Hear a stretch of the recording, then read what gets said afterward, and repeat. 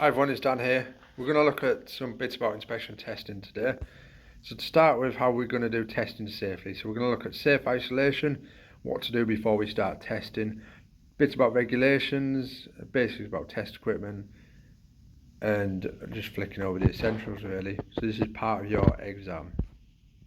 So the first question we're going to look at, guys, is who you're responsible for if you're doing inspection testing. So the person who's carrying out the inspection testing is responsible for both themselves and others.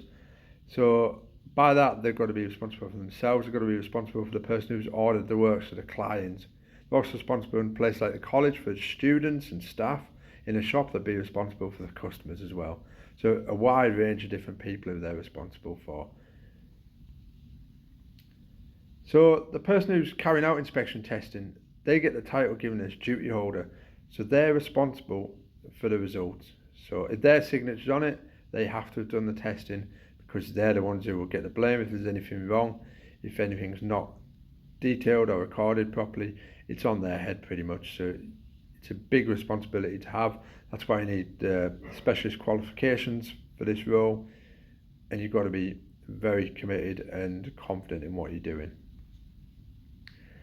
So when we're looking at safe isolation, guys, when we're testing a circuit's dead, we use an approved voltage indicator.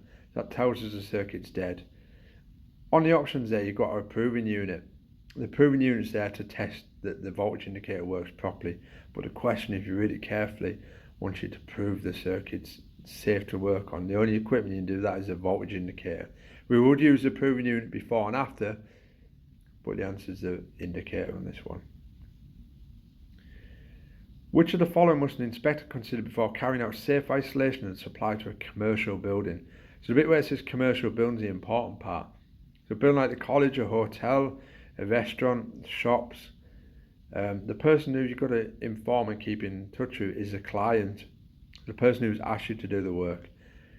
If someone came to college to do some work and they came to my class and said, "Can I turn the socks off next door?"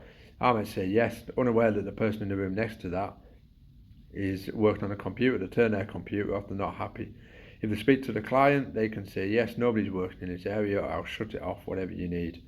Different in a house, if you're in domestic premises, it would be whoever's in the house at the time, so the tenant or the client, whoever's there, the customer, because they'd be able to say, "No, the washing machine's not turned on, nobody's on the Xbox or the PlayStation," and we're safe to turn it off. Which of the following non-statutory documents is regarded by HSE as likely to achieve compliance with the Electricity Work Regulation? So the Electricity Work Regulation, EAWR, is a statutory regulation that covers all of electrical work. Underneath that, we've got BS 7671, which is our non-statutory document that basically details a lot of information that will help us comply with the EAWR.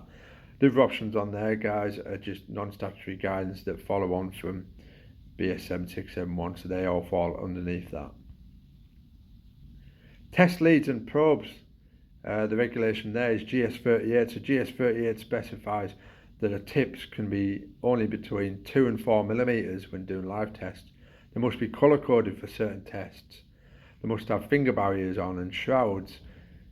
And when we're looking at testing for safe isolation, the test leads cannot be detachable. They have to be permanently connected into the machine so we don't get any false readings saying it's dead when it's not dead. Which of the following documents is statutory? So the Electricity Work Regulation we've already mentioned there is a statutory document. All it was fall underneath that. BS 7671 is the main guidance for it. Guidance notes 3 and GS38 all fall underneath BS 7671. So there's a bit of a hierarchy there. Safe isolation. So we mentioned safe isolation at the start. We said we have to prove this with our voltage indicator. So how do we test our voltage indicators working correctly? We do that using a proving unit. So we test our test on the proving unit before we do a test, then we do the test, and then we recheck it afterwards on the proving unit, and then we can do our locking off procedure and safely start work. Recommended length of tips, I've mentioned this already, 2 to 4 millimeters, and you should all know the regulation that comes out of. GS38 specifies 2 to 4 millimeters. Anything less than 2 millimeters, you're not going to get a good connection. Anything more than 4mm, you could link it across to another terminal and cause a short circuit quite easily, or you could catch yourself with it and get electric shock. So not worth doing. So get specified test leads that are in GS38. Serial numbers on testers. So a serial number has to be recorded on the schedule of test results. So this is where you put all your test readings. The reason why we have to record these numbers, if in 6 months' time you realise your tester's not been working properly and it goes in for calibration, you've got to go back and check over all the tests you've already done. So you'd be looking at it and you'd say, right, I went to this job and that job, I'll have to retest a couple of circuits just to make sure that they are right and they've not been affected by the dodgy tester.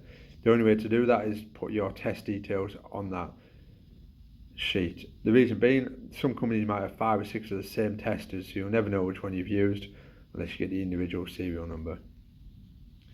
Which of the following documents is non-statutory? We've mentioned this already. BS 7671, non-statutory, and it complies with EAWR, which is statutory. The other two on there, PUA and ESQCR, they're statutory as well, but they're a bit more detailed and they're not directly linked to the electrical installation as such. More of the, with your PUA is the provision, use, work equipment regulation.